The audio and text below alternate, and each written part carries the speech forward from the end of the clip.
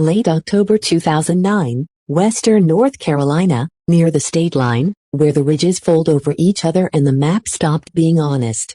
I was a staff sergeant then. Infantry, I had been home less than a year. I still slept light. The cold woke me before the alarm. The ground was soaked from days of rain. Leaves stuck to my sleeves and stayed there. We stepped out before sunrise, 30 of us on a narrow trail that had not seen boots in a long time. The forest closed fast behind the last man. Sound died early. No birds, no wind, just our own breathing and gear. The mission was simple on paper. Secure sight. Hold it. Wait. That was all they gave us. Some grid squares were blacked out. Radios were already acting wrong. Short chirps where there should be none. By mid-morning, we crossed the same creek twice.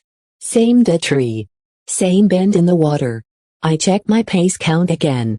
It was right. That was when I knew control was already slipping, even though nothing had happened yet.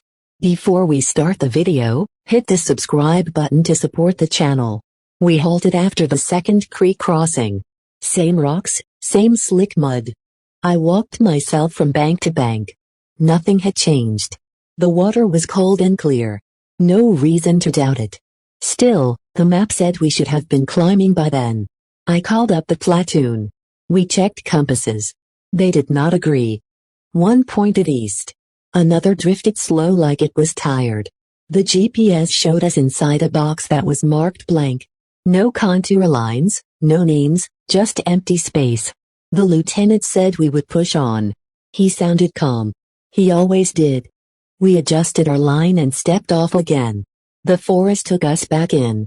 This was not my first time in rough ground. I had walked mountains overseas that tried to break you. This felt different. The hills here did not fight. They bent. Paths curved when they should not. Distance felt stretched thin. By noon, the fog settled low. Not thick enough to stop movement, just enough to dull edges. The leaves stayed wet even where the ground was dry. That smell stayed with us. Rock mixed with metal.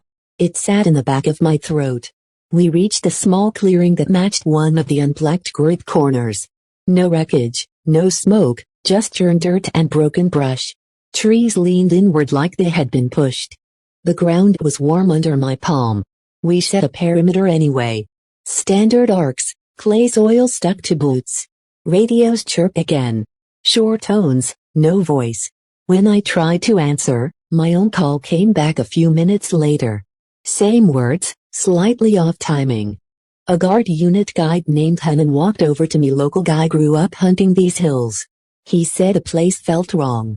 He did not say scared, just wrong. I believed him. We got word then about civilians, a small search group looking for a missing hiker. They were close to our area. We were told to hold and watch. No movement unless ordered. An hour passed, then another.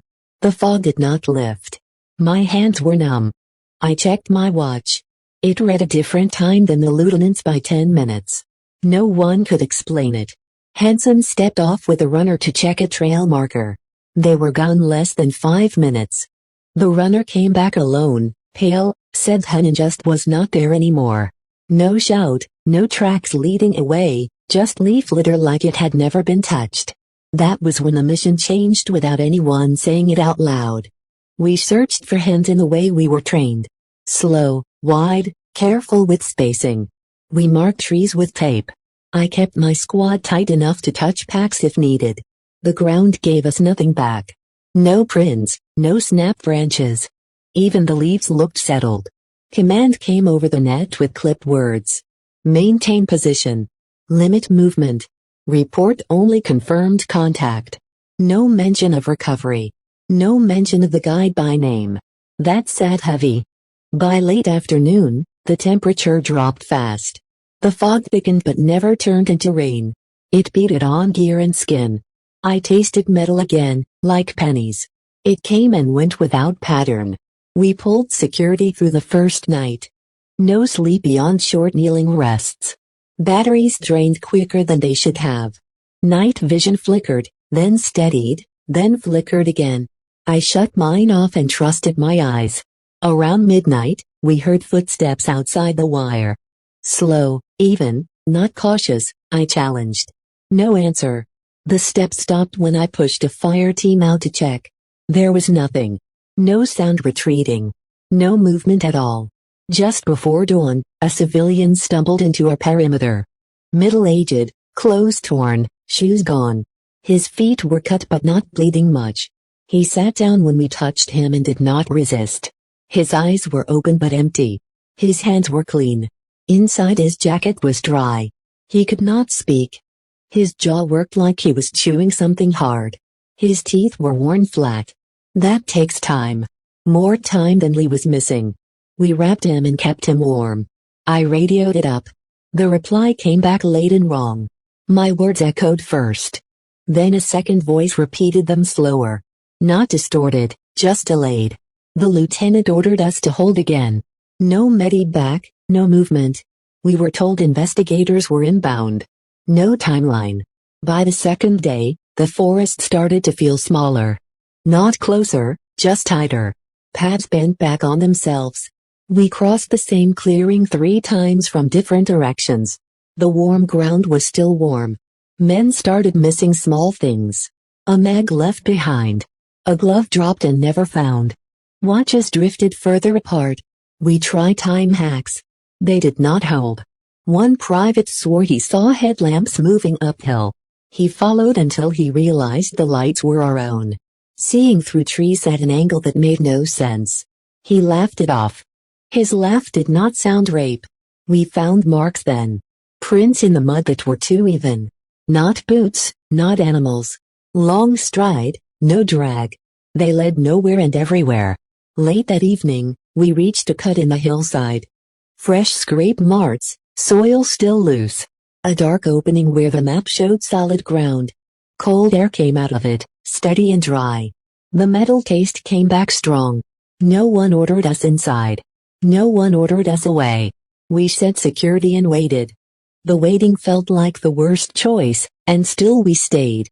That night, the radio chirped again once, like it was answering something deep in the trees, and I knew whatever we were guarding was not the reason we were there. By the third day, holding ground stopped making sense. Supplies were light, water was fine, but food was tight. Ammo was still good, but no one liked how often safeties clicked off by habit. Sleep came in broken pieces, short and shallow. The civilian we found stayed quiet. He did not track people with his eyes. He stared past us. When he slept, his jaw kept moving, grinding, soft at first, then harder, like he was trying to chew through something stuck. We took turns watching him. No one wanted to be alone with that sound. Command finally gave us movement. Push toward the ridgeline. Establish line of sight for air. Simple enough. We packed up at first light. The fog pulled back just enough to show slope. The climb started normal, steep, wet switchbacks that burned legs. Breath came fast. Packs felt heavier than they should have. I kept count. Every 100 meters, I checked my squad. Faces looked drawn. Eyes stayed wide. Halfway up, the radio started acting up again. Not dead, worse than dead. Short tones cut in and out. When someone keyed up, the sound carried longer than it should, like the trees were holding it. We lost spacing without meaning to. I would look back and see my rear man too close, then too far. I stopped us twice to reset. It did not stick. We hit a false crest. The ground leveled, then rose again. Trees thinned, then closed. My compass spun once and settled, pointing back the way we came. I tapped it. No change. A private named Cole stepped out of line. Not fast, just drifting. His head tilted like he was listening. I grabbed his shoulder. He startled hard, almost swung. He said he heard his mother call his name. He said it plain like a report. No shame. I moved him next to me after that. We found old trail markers nailed to trees, clustered, bent. Some pointed nowhere. Some pointed at each other. None matched our route. The smell stayed strong. Wet leaves and cold iron. It clung to gloves. It would not leave. Near the top, we found the fire tower clearing or what should have been it. The map showed a structure, concrete footings at least. Instead, there was a round patch of dead ground. No stumps, no rubble, just bare dirt and short grass like it had been shaved. The ground there felt wrong under boots. Not soft, not hard, just thin, like something hollow below. When I knelt, the metal taste hit again, sharp enough to make my eyes water. We spread out, tried radios again. Nothing useful. The lieutenant climbed a tree for height. He came down pale. Said he could see ridges folding over each other. Too many. Like the land had been copied and laid wrong. That was when we heard movement downhill. Not running, not careful. Even steps, a line of them. We took cover.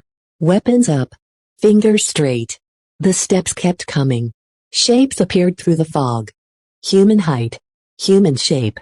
I almost called ceasefire when I saw the outline of helmets. Then I saw the timing was off. Their movement lagged like watching a bad feed.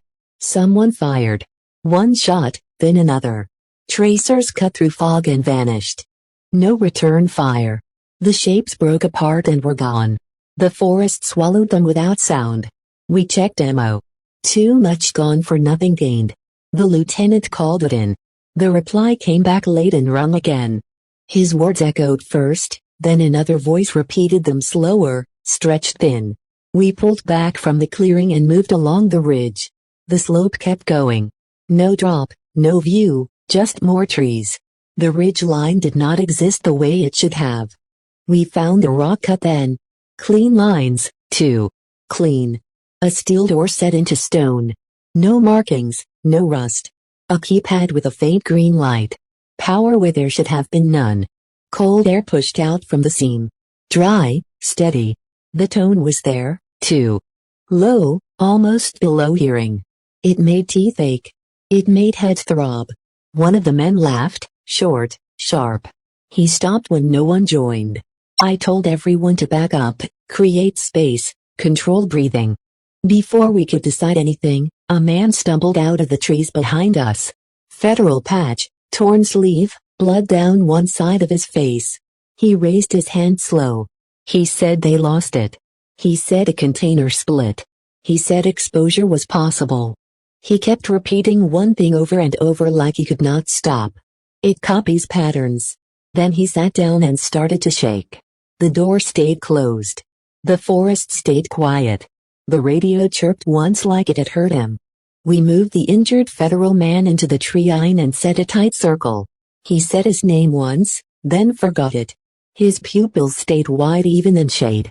He kept rubbing his hands together like he was cold, though his skin was warm. I asked him how many were with his team. He said 4, then 6. Then stopped answering and stared at the door. His eyes tracked something that was not moving. The lieutenant wanted to wait for orders. I understood why. Waiting was what we had been told to do since the start, but the ridge gave us nothing. Radios were worse now.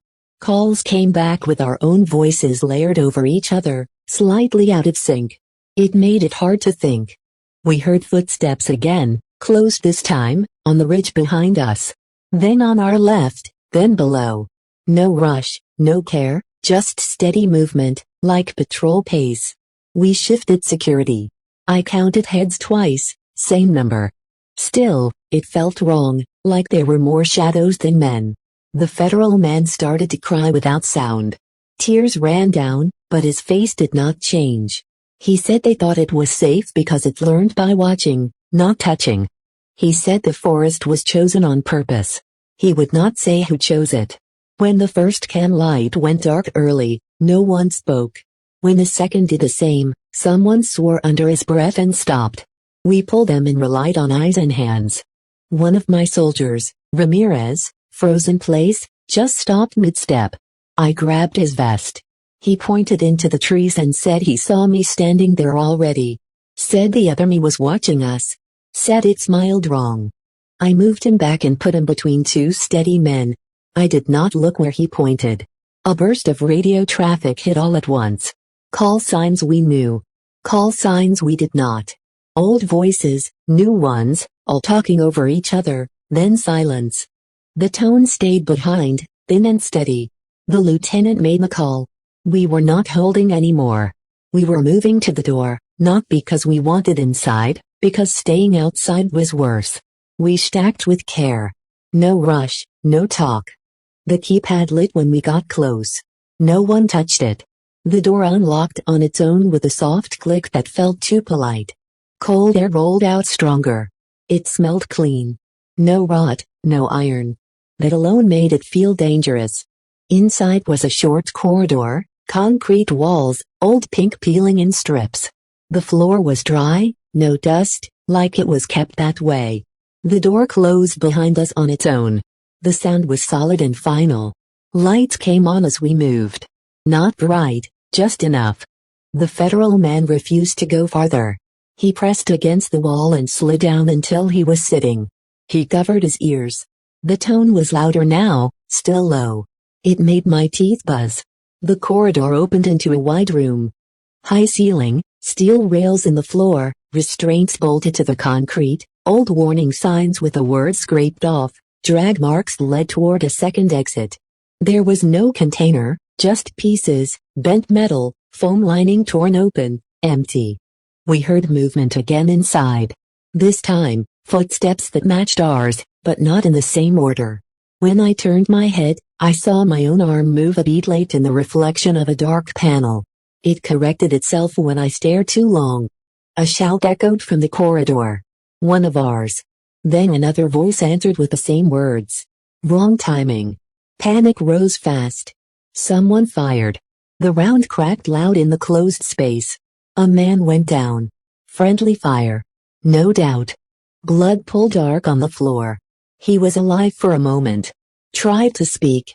Nothing came out. His jaw moved like the civilians. Then he was gone. That was when control broke for good. Not in a loud way, in a quiet one. People stopped waiting for orders. They moved on instinct, on fear. The second door at the far end opened on its own. Red lights flicked on.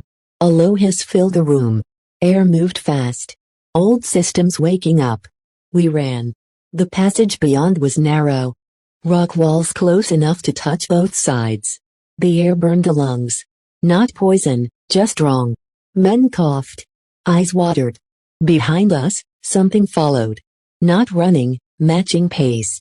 I did not look back. We burst out into night air on the far side of the ridge. The forest was thinner here. A rough road cut through. Floodlights snapped on. Armed men in clean gear shouted commands we obeyed without thought. They pulled us through one by one. Took weapons. Took radios. Took watches. Took notes. Behind them, door slammed shut. The light went out. The forest swallowed the ridge again. I sat on the ground shaking and did not know if it was cold or relief. They kept us separated at first, not far apart. Just enough that we could not see faces. We sat under floodlights on wet gravel, hands empty, heads down. Someone wrapped a blanket around my shoulders. It smelled new. That felt wrong, too. A man in clean gear asked questions from a clipboard. Name, rank, unit. Unit timeline. I answered in order, calm, factual, like I had been trained. When I mentioned the missing guide and the civilian, he marked something and moved on. No follow-up. They took blood, swabs from the mouth, scraped under nails, wiped our boots, wiped our faces. No one explained why. No one needed to. We could all feel it. After a while, they moved us into a tent. Heaters hummed. The sound made my jaw ache. I pressed my teeth together until it eased. Around me, men stared at the ground or at their hands. No one talked. The lieutenant came in last. His face looked older. He told us we were safe now. He said the area was secured. He said we would be home soon. He did not meet our eyes. Later, a different man came in. No patch, no name. He spoke soft and clear. He said we experienced environmental effects. He said stress and terrain could cause confusion. He said any gaps in memory were normal. Then he played audio. It was our radio traffic from earlier. Calls we remembered making. Only the timing was wrong. Words overlapped. Pauses stretched. At one point, my own voice answered itself. He asked if I recognized it. I said yes. He asked if I was sure it was real. I did not answer. They showed us photos next. The clearing, the ridge, the rock cut. In the photos, some things were missing. The door was not there. The clearing looked normal. Trees stood straight. No dead ground. I pointed that out. He nodded and said photos lie in bad light. They released us near dawn. No phones, no gear, just rides back to the armory. We signed papers that said we would not discuss the operation. We signed because that is what you do when you want to go home. At the armory, they returned some of our equipment. Not all. Radios were gone, watches gone. My notebook was gone. They said it was misplaced. 2 men were missing, listed as unresolved, 1 listed as training accident. The civilian was never mentioned again. I drove home alone. The road signs felt too close together. The radio in my car picked up a faint tone between stations. I turned it off. That night, I woke to the sound of footsteps in my hallway. Even pace, same distance apart. I sat up and waited. The steps stopped outside my door. Nothing happened after that. In the weeks that followed, the taste came and went. Pennies, strong near metal. I started avoiding grocery store gates and security doors. The sound set my teeth on edge. I went back once, drove as close as I could to the area. Roads were renamed. A new closure sign stood where the old trailhead had been. Wildlife management. No end date. From the pull-off, I could smell wet leaves and cold iron. Same as before. The forest looked normal, too normal. As I turned to leave, my phone buzzed with a voicemail. No number, no message, just a thin chirp, like a radio answering a call that was never made. I deleted it. It came back the next day. The days after that felt stretched thin. I went back to work. Same motor pool, same range days, same jokes. Everything looked normal. It did not feel normal. Small things kept slipping. I would check my watch and forget what time I was checking for. I would walk into a room and feel like I had already stood there earlier that day saying nothing. Once during weapons maintenance, I heard the tone again. Low, steady. I looked up fast. No one else reacted. 2 men from our platoon were reassigned within a month. No reason given. One asked for it. The other did not. The lieutenant took leave and never came back to the unit. I heard later he moved to a staff job far away. We were told the incident was closed. We were told it was handled. We were told there was nothing left in the forest. That was a lie, or at least not the full one. A package showed up at my door one evening. No return address. Inside was my missing notebook. Mud still on the cover. Pages wrinkled like they had been damp for a long time. I flipped through it slow.